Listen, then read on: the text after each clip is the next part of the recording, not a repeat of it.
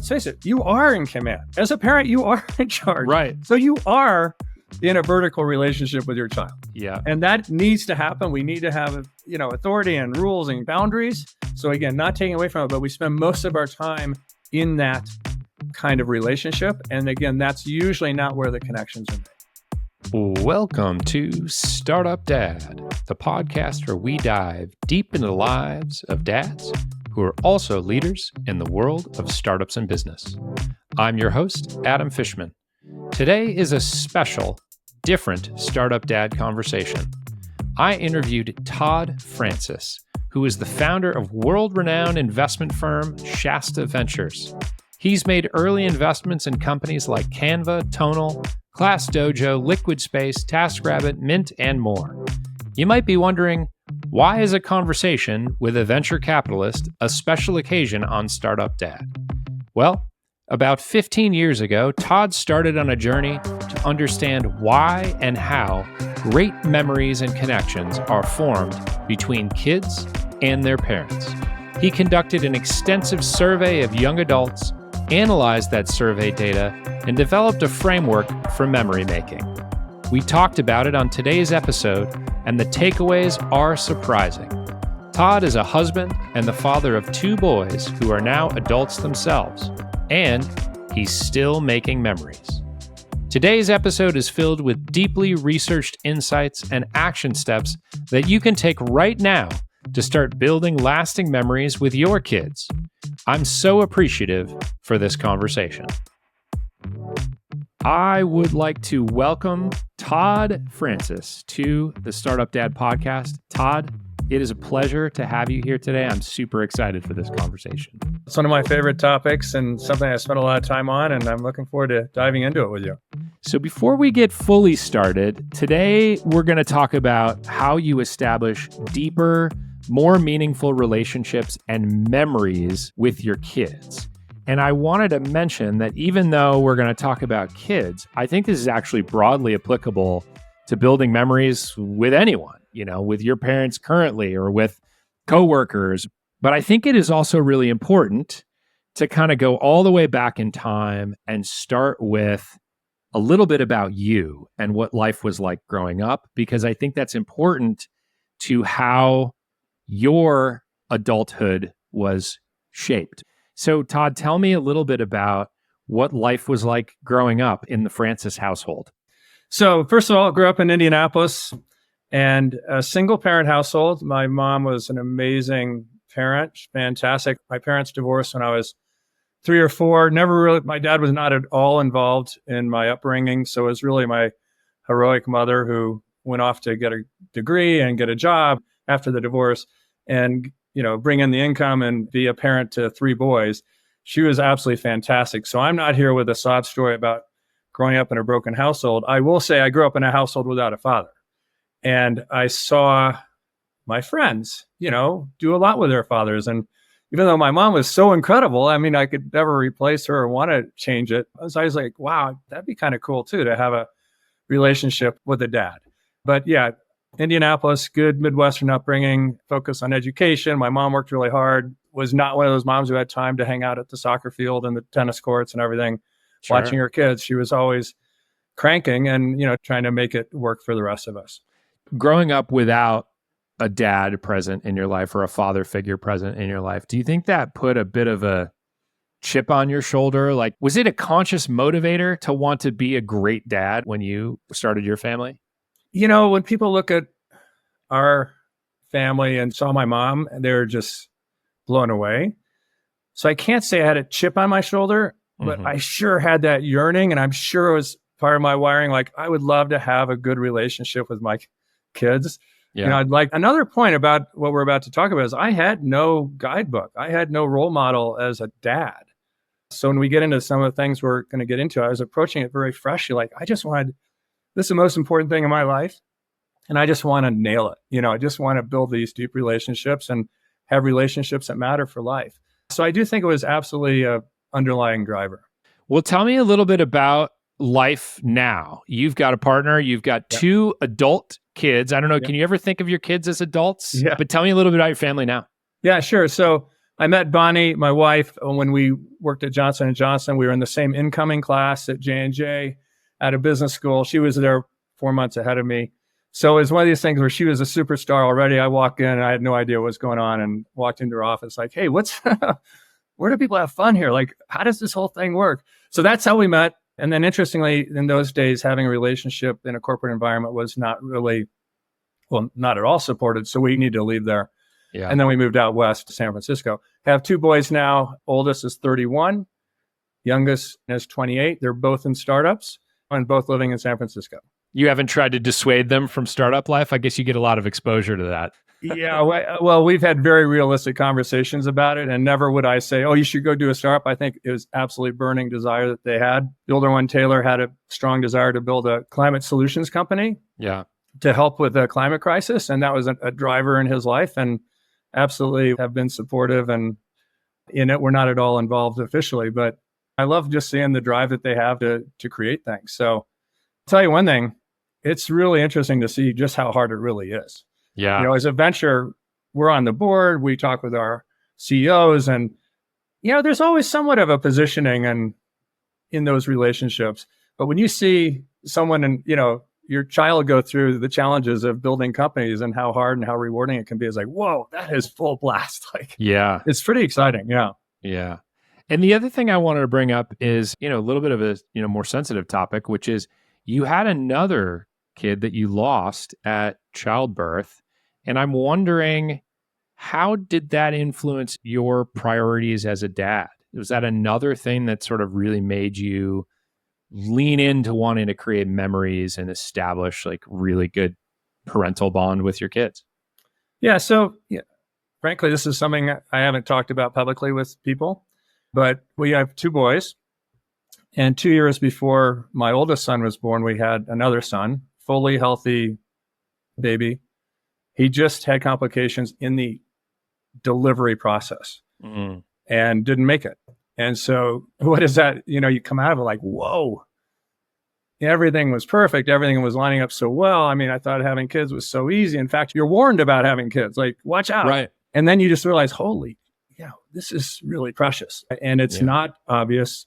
It's not automatic. And every relationship and every person, every child is really, really special. And I think that is also another one of those fundamental foundations in my drive to like, wow, I really want to have a great relationship with these boys. And now, to be clear, I'm not an expert on parenting.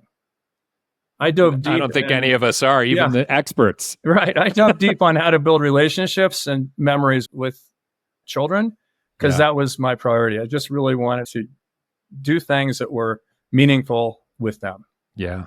So I wanted to, this is a little tongue in cheek, but, you know, reminded me of what happened during the pandemic, which is like, you see venture capitalists on Twitter and they read an article about COVID and suddenly they're epidemiologists and they know everything, right? So I do appreciate you saying, hey, I'm not a parenting expert, but you did go really deep on this topic. Like, I would consider, given our prep conversation for this, that this is a fairly well-researched area for you. And so, of course, what I'm talking about is this idea of building memories with your kids and what it takes to actually build real, long-lasting memories. And you studied this, and I'm kind of curious just to start and ask you why.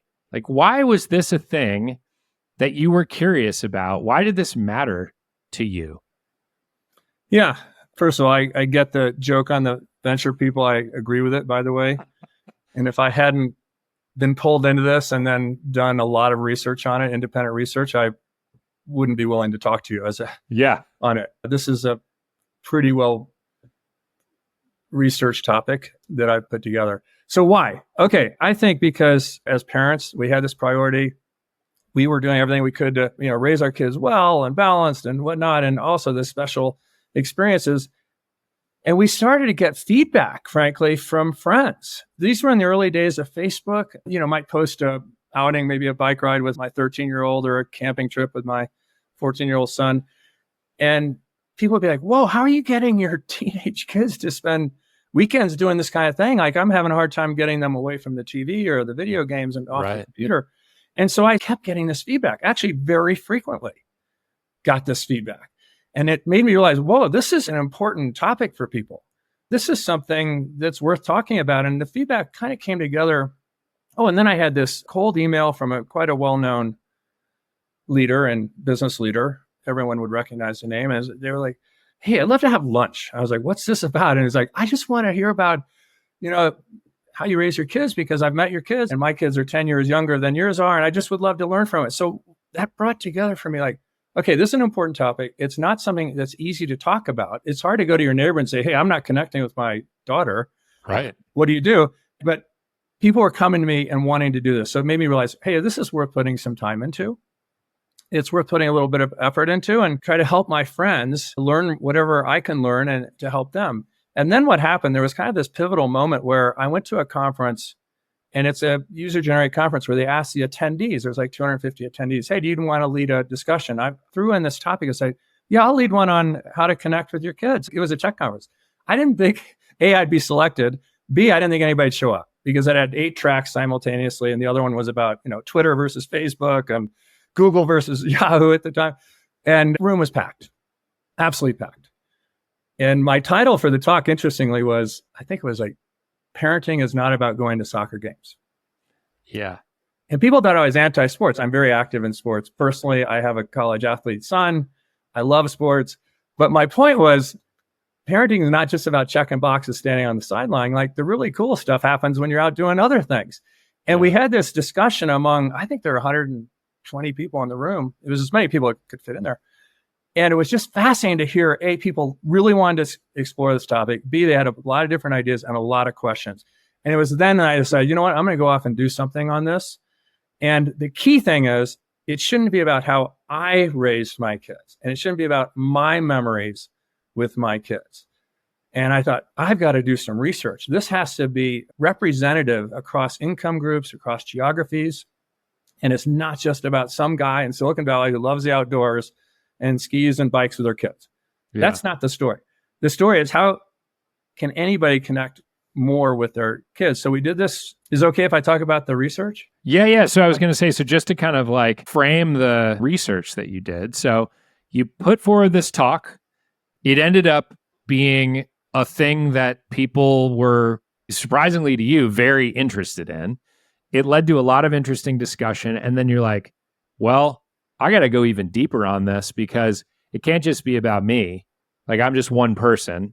There's got to be more science or more to this than just my lived experience. So you embarked on this fairly expansive journey to kind of figure this out. That kind of brings us to the study that you conducted. Yeah. And I do want to say, for background for the rest of the things I'm about to comment on, I will use examples that relate to myself because I know them the best, and it's a lot of outdoor activity. But that's not meant to say that's the prescription. If I say backpacking, you could replace that word with cooking. If I say, bike riding, it could be puzzles. So I just want to point that out front. So let's go to the research. So my thought was, okay, I don't want to talk to other parents about this because they have their views that are skewed as a parent and how they think they're doing well. I want to talk to young adults who've just been in the households with their parents. So the youngest access I could get in a research study was 18 to 21, I think was the age group. Mm-hmm. A friend of mine worked at SurveyMonkey. We worked together on getting the access to the kids and how to do the right survey. I have a marketing background, so I did a mixture of unaided questions and aided questions, and I'll explain that in a minute. And the goal was to get it out across the country, across income groups, so we had representative information. I wanted both unaided. What unaided means is you ask an open-ended question, like, mm-hmm. How's your relationship with your father? How's your relationship with your mother? What activities did you enjoy doing? What are some of the special memories you had as a child? So I wanted them to just respond. And then I was like, wait, let's prompt as well. Of these 20 activities, what are the 5 most memorable? Of these, so there are a lot of prompts. And then I finished with a question of, which I thought was the best question, because here's an 18, 19-year-old, maybe a college kid or someone out of their home. It's like, if you could spend a day with your parents, an afternoon with your parents, how would you design to do it? And I felt like that might bring out the most authentic way they wanted to connect with their parents. Yeah. So the goal was to do that. And then what I also did is I posted it on, at the time I was active on Facebook, I'm not anymore. I posted on my Facebook the survey and 300 people replied there. So I knew that was a different income group, and that was probably going to be a little more West Coast and maybe Midwest, because that's where I'm from. And then we combined it. I looked at those results relative to the national results, and surprisingly, they're almost identical. Yeah. Because connecting with other people is not about income or geography. It's human nature. And so I was pleased to see that there wasn't any difference between economic groups or geography groups. So that's the background on the research study. So you collectively surveyed, somewhere between 1,250 to 1,500 kids, young adults in the 18 to 20-ish, 21, 22-ish year old age group. And you asked them a set of aided and unaided questions just to kind of like identify patterns and things like that. So when you did this, I guess first thing I would say is, what was surprising to you when you started to see these results come in? Well, I was surprised at two things. One was a lot of people had good relationships with their parents, or said differently, wanted to spend time with their parents. Maybe it wasn't like a good relationship, but they valued their parents. They wanted it. Because I thought I'd hear a lot more like, oh, it's so pain, or, so much tension. So there was just a genuine interest, but below that was not all settings deliver the same results. Like there's a lot of settings of tension, and then there's settings of the memories. The second point I'd say is that the settings and the circumstances of memories tended to be pretty consistent. And I don't mean exactly consistent, like we all have great memories of boat rides. I'm just saying it tended to be consistent on we're spending time outside of our more pressure-oriented relationship of delivering grades or sports results or things like that, where you're just out together, you're spending side-by-side time. That tended to be, it was very consistent, both in the aided and unaided results of my favorite memories, my best experiences with my parents were in these types of circumstances, which we can talk about. I can get into more detail. I'm curious about what some of those responses were. Yeah. Well, this is my favorite question in the research because it allowed the young adult to not be constrained by what the parents had restricted them to, or what the other sibling had to do that day. But just like, how would you want to spend time with your parents if you could have a clean afternoon? What's interesting is how simple the answers were. It was really simple. I'd like to have a barbecue and just sit around and talk. So I would say that was the key summary. Like, just most of the comments were, oh, I'd just like to have some downtime with them and catch up. And it wasn't about fancy this, fancy outing, this, all that. There were nuances in there, like, oh, I'd just like to go for a walk, or like, we'd love to, do hikes, or we'd like to do, cookouts together. There lots of things like that. But at the core of the answer was spending time together.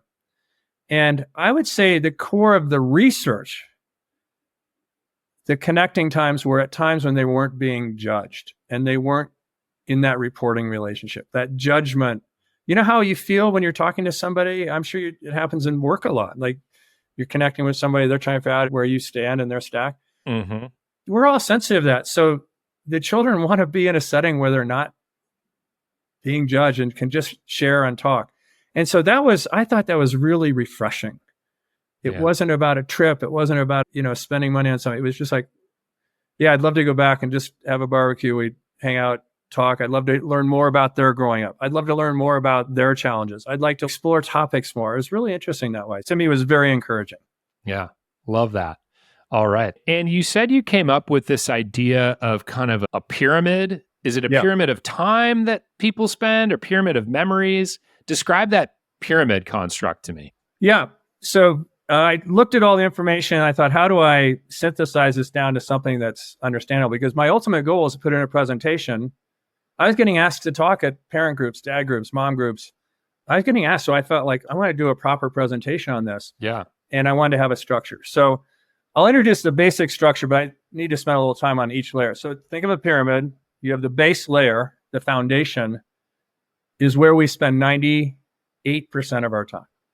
And this is not a criticism. This is a recognition that most of our time is spent in the processing or foundation layer with our kids. It is getting them ready for school, taking them to school, picking them up at soccer, going to soccer, tutoring, going to these things. It's a lot of processing. This is super important. Again, I'm not taking away from it, but that's not where the connections are made. It's where we spend most of our time. It's not where you're connecting. One of the things you mentioned about that is that there's this idea of you're kind of in a reporting relationship with a parent and a kid. What does that mean? So in my deck, I have this big vertical arrow that's pointed down, and it means that ultimately, when you're with your child, most of the time they are kind of reporting to you. And what I mean by that is pick them up at school. How was school? Well, what kind of question is that? That is like, how was school? Oh, wait, I got to tell them how I did. How was the soccer game? Oh, I got to tell them if we won or lost. I got to tell them how I did. Do you see what I mean? It's not like you're going through it together. You are like reporting into your parent on that. Or let's take it a different way versus just the communication. Let's face it, you are in command. As a parent, you are in charge. Right. So you are in a vertical relationship with your child. Yeah. And that needs to happen. We need to have, authority and rules and boundaries. So again, not taking away from it, but we spend most of our time in that kind of relationship. And again, that's usually not where the connections are made. Yeah. So you're kind of getting sort of like status updates from a direct report. Yeah. You're getting your status updates most of the time in that processing kind of logistical layer of things. It's also interesting that that's where we spend so much of our time. I hadn't thought about this before, but think about your workday or anyone's workday. You got a calendar. It's full of meetings. Yep. It's like, yeah, I got that done. I got that done. I got that done. Did you really do much? Did you think? Did you move things forward? Did you creatively connect with your co-partner, your co-workers? No, you're like just getting through the day. That's kind of what a lot of parenting is. Yeah. And then what do we do in work? We do offsites. We do strategic sessions. We brainstorm. We go to try to break through and get to the next level. Yeah. I think there's some similarities because, again, it's human nature. At home, we're getting through the day. We're going to school. We're going to sport. We're going to music. We're going to theater. There's a lot of processing. And then the breakthrough times are going to be in different settings, which we should talk about. So as you move up the pyramid, what's kind of in that next layer? The next layer is where the connections start. And I call it side by side. And I would turn that vertical arrow to a horizontal arrow where you have two humans side by side. And what happened is these themes started to become more clear when I read the comments. The feedback was, what are your favorite memories? Camping, hiking, road trips, cooking, games, one-on-one time. By the way, I really want to emphasize for any parent listening to this, the kids want one-on-one time. Mm-hmm. There are literally comments of like, my sister or my brother, you can insert either word, is just overwhelms every time I'm with my parents. Every time I'm alone with them, I have such a better experience. Or I am different than my brother or sister, and I connect differently with my mother or father than my brother or sister does. So one-on-one time. So these themes came back of like, and I summarize about called side-by-side time. So it means that you're going down a path where you're not reporting, you're a little more vulnerable, you're not being judged. They tend to be simple settings. So let's take the example of you go watch at a soccer game and pick them up. You're clearly watching them perform and they're delivering results, which is different than if you go on a walk through a park that you've never been on that trail before. You're both walking down that trail together, experiencing it, or you're going on a bike ride, or you're trying a new puzzle, or you do a backpacking trip or a camping trip. One of the quotes was, one of my best memories with my father was when our camper broke down. This is a female girl. When our camper broke down, we had 3 hours before we got picked up, and we played Scrabble, and we talked about how he grew up, and I heard stories I'd never heard before. Okay, that happens when you're in that side-by-side kind of experience. Yeah. So anyway, that's the next layer is the side-by-side, and I can give you a few more quotes if you're interested to kind of bring it home. Yeah, I would love to hear other things that really stood out to you and that sort of exemplified that side-by-side time. Yeah, so one was we took the trolley down to the harbor and watched the boats every Sunday. I love that one. It's so simple. Yeah. No one's the boss. You're experiencing it together. You're outdoors. You're probably not paying attention to other stuff. You're just like in the moment. Another was my dad's a truck driver and I never had time with him. And when his best friend died, we had to drive an hour to clean out his house. And in that hour, I learned more about my father than I had in my whole life. So that actually brings it home. Now, you could say he was in charge because he was driving, but they're sitting side by side. They didn't have a task at hand. They're driving and they're able to talk. It creates that sharing experience. It's very hard to schedule a 3:00 meeting with your child and say, hey, let's talk about some sensitive topics. Right. They tend to come out when you're doing something together. you built some trust, you've got some downtime. And so that was one. Another was, I just love spending time with my mom making food. We talk, we laugh, we tell jokes, we make mistakes. And that was another one. Another woman said, my best memory with my father is when we made furniture. Wow. So she said, I love to give people gifts, furniture gifts, and we would do it together. And so you can just see that they're out in the garage, they're, working together side by side and sharing ideas. So those are just a few. I mean, I could go on, but those are a few of the quotes that came back. I will tell you an interesting thing. On the list of the 20 items of how would you rate these things as best memories, having your parent watch you play sports was in the bottom 10%. Wow. I'm not telling you not to go watch your kids play sports. Okay, that is not the message. Right. The message is that's not a special bonding experience. You're on the sideline, you're on your phone, you're talking to the parents, you're not interacting with your child. Right. Maybe you're barking some coaching instructions at them or something like that. Yeah. Actually, on that point, an interesting example was given to me. This just happened in the last weekend. And he was saying, my daughter's a ski racer. And I go and watch the ski races. And we spend all day out there watching ski races, but I don't really interact with her. Our best memories are when we're skiing and we go together as a family and we find a tree area. Maybe there's some fresh snow. That's our best memories. Because when I'm watching her ski race, I'm not connecting with her. You see what I mean? It's the difference between observation and participating together. Yeah. So that's the middle thing. That is where the good stuff happens, in that side-by-side area. But there is another layer. Okay, I knew there would be. So there's 3 layers to this pyramid. So what's the top? What's the best layer? It's the breakthrough. It's the top of the pyramid. It's the breakthrough moments that are very hard to predict. You can't schedule them, and they happen only so often. But you have to put yourself in place for them to happen. I'll give you an example. I'm going to give you my own example. Sure. I was on a bike ride with my 15-year-old son. We love to climb. It was a 4-hour climb, maybe 5. And about 30 minutes into it, he turns to me and says, hey, Dad, you always ask me, about my life. And you always encourage me to ask other people about their lives. I'm going to ask you about your life. Like, what was it like growing up? And I had some challenging stuff growing up. I was like, that we've never talked about. And I was like, well, we got 3.5 hours. I guess we can get into it. Yeah. You see what I mean? This was a breakthrough moment. And so we talked. I shared a ton of stuff I haven't shared before. I turned to him and said, hey, how is it being a sophomore in high school? Like, gotta be pretty tough. Like, what's going on? We still had 2 hours to go on the bike ride. So you see, this was a breakthrough moment. We shared more than we could have ever shared when we had time limits or other activities or other people around. This was one-on-one, side-by-side. Yeah. In that rare, I think because it was so long, because there was so much more downtime than we would normally cover in our processing discussion, right? Yeah. How's school?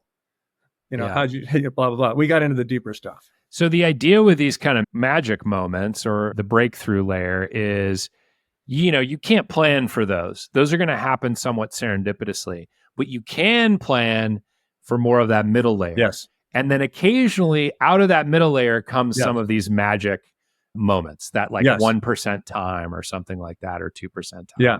I'll tell you, there was an interesting consistency among these breakthrough moments in the research. One was, we were in a boat, we dropped the anchor, we lost it, we spent 2 hours drifting until we got saved. I told you about the camper breakdown. There's a bunch of these, we took the wrong turn. And I don't know what to make of that, except it's unexpected time together. And you're kind of having to solve together. And again, no one's the boss. Yeah. But these breakthrough moments are amazing. And also could be another one of those where no one's sort of in control in those situations, right? It's a very vulnerable, as an adult, you get a flat tire, your axle breaks, your boat anchor breaks down. You can kind of be in charge to solve that problem, but some of it is we're all in this together now. Yeah. I think that's part of it. Yeah. So you've got these 3 layers. You've got this processing layer, this sort of middle connection layer, and then you've got these breakthrough moments that happen. And the main differences are, it sounds like that connection layer, side-by-side activity, putting the parent and the child on sort of equal footing. Maybe it even means bringing the parent down a couple pegs in terms of their comfort level or something like that. So they're less control of the situation. So then, of course, the next logical question there. Wait, could I just build on what you just said? Yeah. I forgot to mention that in the connecting that middle layer, a very powerful version is when your child takes you down their path. And so now you're not only turning the arrow this way, you're turning it this way. You are following one of their interests in something you are not familiar with. Some parents are uncomfortable with this. Yeah. I'm telling you, it's super special. It is breakthrough. I'll give you an example. A dad came to me and said, "Hey, I'm not connecting with my daughter. I do all the sports with my son." And I said, "Well, what does she like to do?" And she, stuff I don't relate to, ballet and dance. I was like, "Well, why don't you ask her how she wants to spend Saturday or Sunday and go to a dance in the city, take the train, get a yogurt afterwards, see how it goes." He wrote me back later. He's like, "That was amazing. I'd never seen ballet. They're incredible athletes. I'm totally into it now." She told me all about it. That's just an example of following your child's interests. Yeah. And for me, I followed my kids' interests, each of them differently. One wanted to be a ski racer. And we're like, okay, I don't know what that is, but let's go down that path together. Another wanted to pursue climate solutions. Is like, I don't know anything about that, but let's learn it. Let's go to some of these events together. Yeah. And so it's really amazing when they take leadership and responsibility, how they blossom and how great they feel, and also how great you feel as a parent. Yeah. It's really interesting how that sort of inverting of that relationship makes such a big difference, or at least inverting of who has the span of control or the confidence in that situation. And there's one other twist, which I wanted to mention, which is, so there's the side by side. You could interpret that, okay, I love to mountain bike, so I'm going to teach my kids to mountain bike.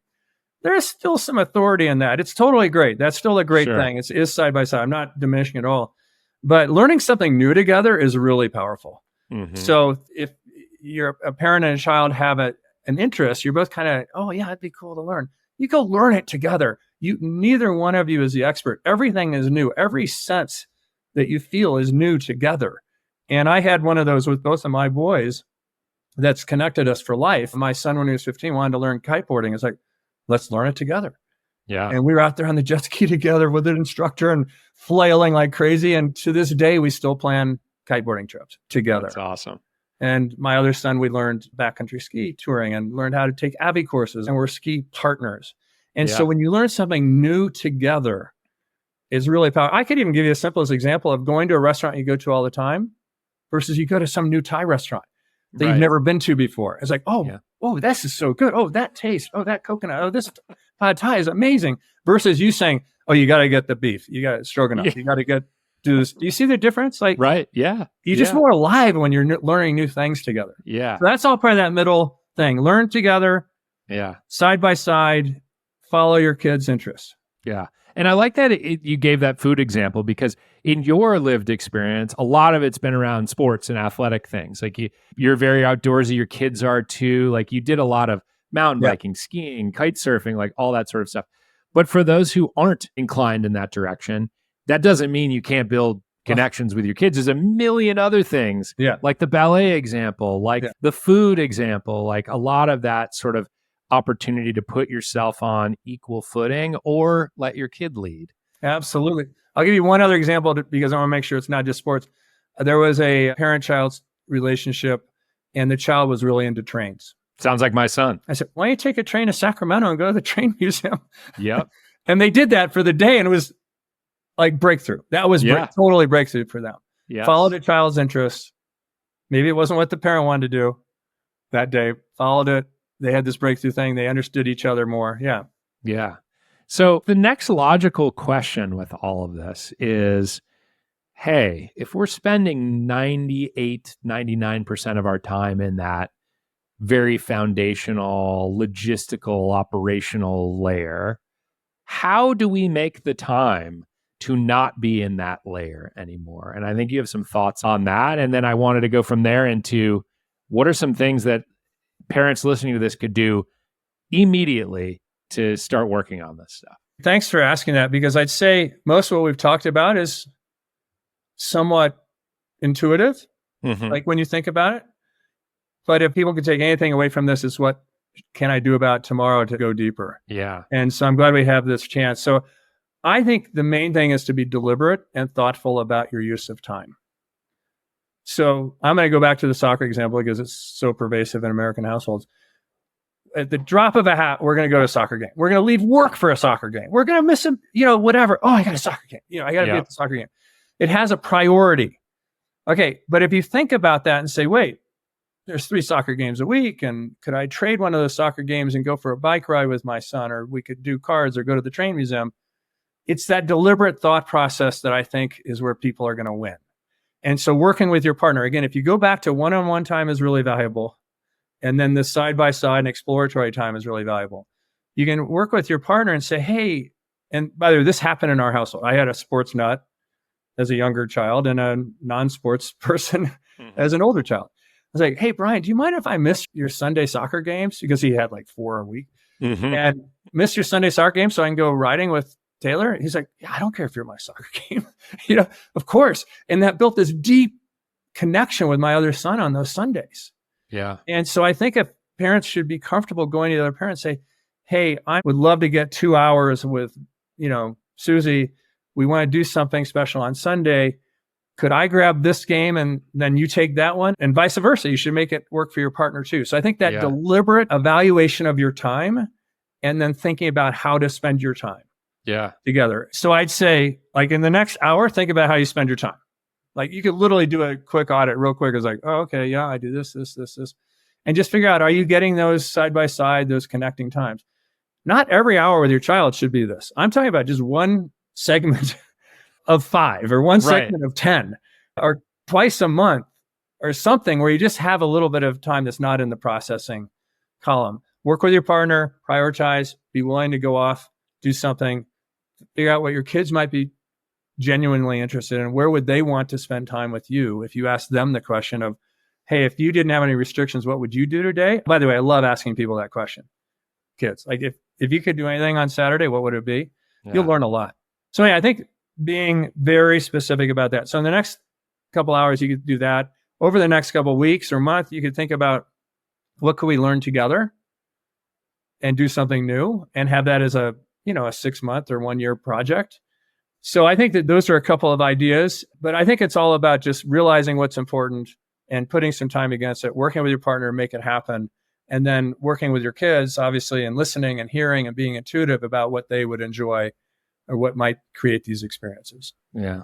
I liked the example that you mentioned of asking, it was your older son, if you could skip the soccer game to go do something with your younger son. And he was like, well, of course. Like, I don't care if you're there, which is interesting because I think, like, for whatever reason, parents are conditioned that all that presence matters so much. It's, think about the Hollywood movie of like the kids in the soccer game and like looks to the sidelines and, oh, mom or dad's not there. And like, it's the anticlimax of the movie, and so you see enough of those types of things and it sort of trains you like, well, I need to be there because if I'm not there, little Junior's going to grow up and be just beside themselves with disappointment. But all this to say, I played hockey growing up, and I don't really remember any individual game or time where I was like, oh, I'm so glad mom and dad are here. But I do remember a lot of other things that we did together that didn't involve them watching me play sports. And I couldn't even tell you who was in the stands for most of those games. And I don't think either one of us is saying not to go to the hockey game and watch your kid play hockey. It's just that there's so many of them. Should it dominate all of your time? I think that's really the point. There's so much of those programmed experiences. Should it consume most of your time? Yeah. And I'm encouraging, just look at what you do this weekend and figure out, are you doing something that's a little less organized, a little less programmed? Yeah. I'd like to give an example. I'm on a text stream with about 15 people. And they're agonizing over how one child, it kind of came up like, oh, this one child wants to do an outing on Saturday, but we have the volleyball tournament. Mm-hmm. I wrote back and I said, hey, I did a bunch of work on this. I think you'd be fine missing the volleyball tournament. And why don't you ask your kid if you really need to be there? And people were like, what? Are you anti-sports? And then literally 6 people replied about 4 hours later. It's like, yeah, I asked my daughter if I need to be at lacrosse. She said no.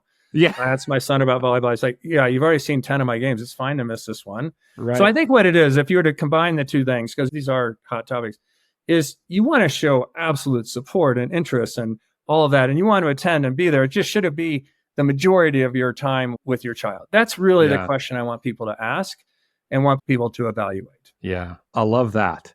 I love that. So I wanted to ask you, so now you have 2 seemingly well-adjusted adult sons. How are you still making memories with them? What are things that you still do, even with them as adults, that you would put in this camp of those sort of connecting moments and then the magical breakthrough moments? So we are more outdoor oriented. So my answer will be skewed that way. And again, you can change these words out for other activities. We are still doing these things. We are literally still talking about and things that they want to do that I want to do. Now it's more like, hey, I would really want to go do that. Would you be willing to do it with me? And we still do. I'll give you an example of this week because it's so fresh in my mind. We do a lot of ski touring. It's called backcountry ski touring. Yeah. And my son is at work at 9 sharp every day, or 8:30 actually.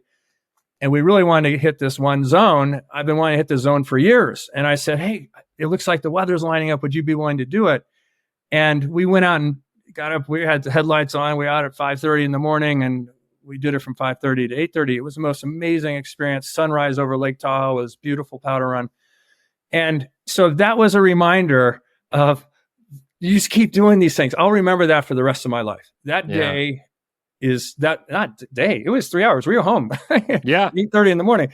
Most people aren't even up yet. Will be seared in my mind the rest of my life. And I love that. So we're still doing that. And often when I want to spend time with them, I don't say, hey, I want to come up and let's have dinner and talk about work. It's like, hey, you want to go for a bike ride?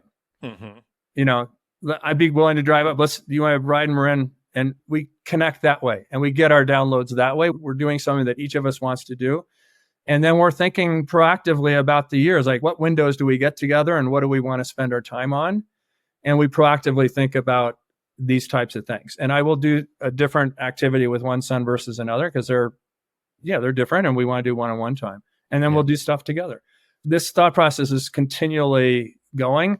It is different when you have adult kids because you have much less access to time. Yeah. And therefore, you don't want to ask for too much. And when you do ask, I want it to be something that both of us would value and remember.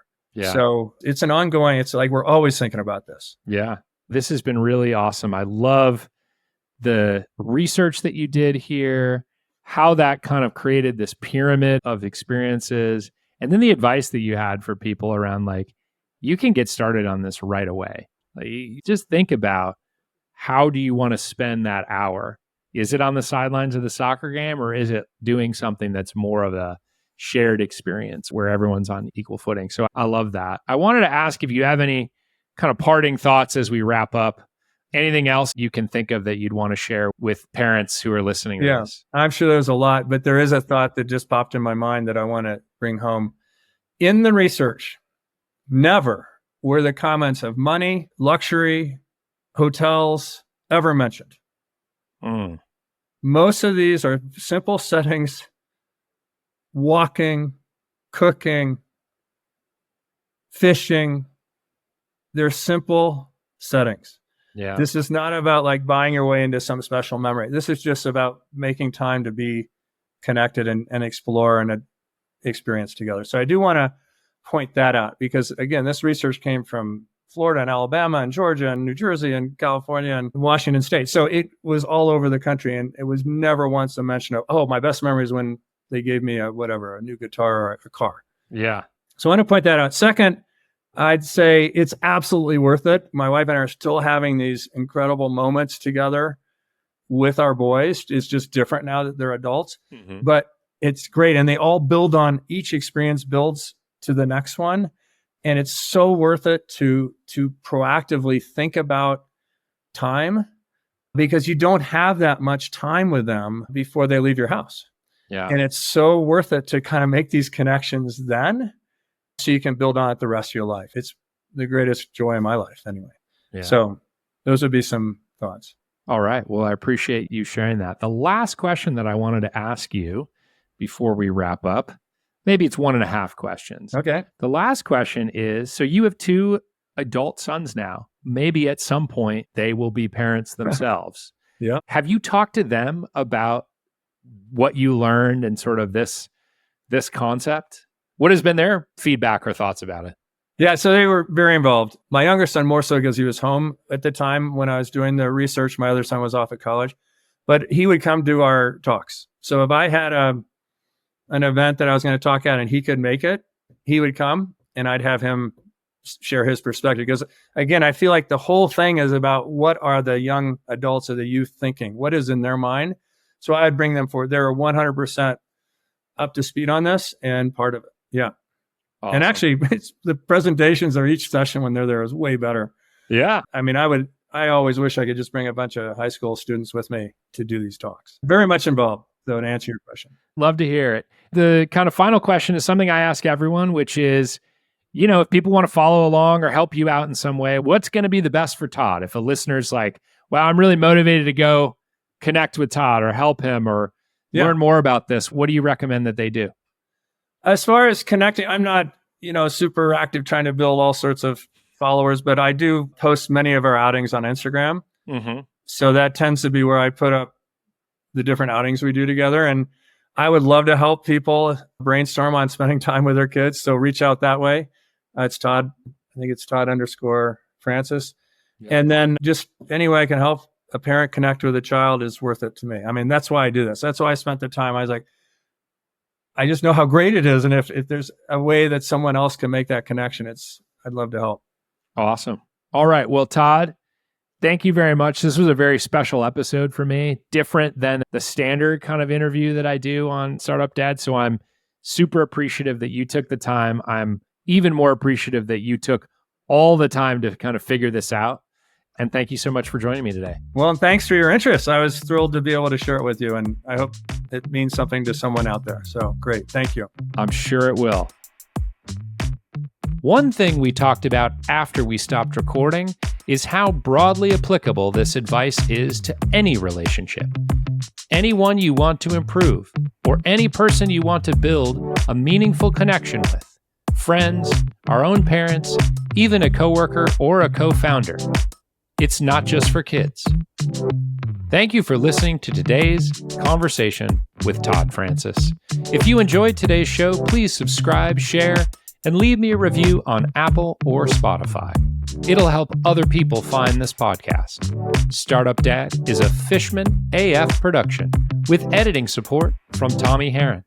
You can join a community of over 10,000 subscribers and stay up to date on my thoughts on growth, product, and parenting by subscribing to the Fishman AF newsletter at www.fishmanafnewsletter.com. Thanks for listening, and see you in the next episode.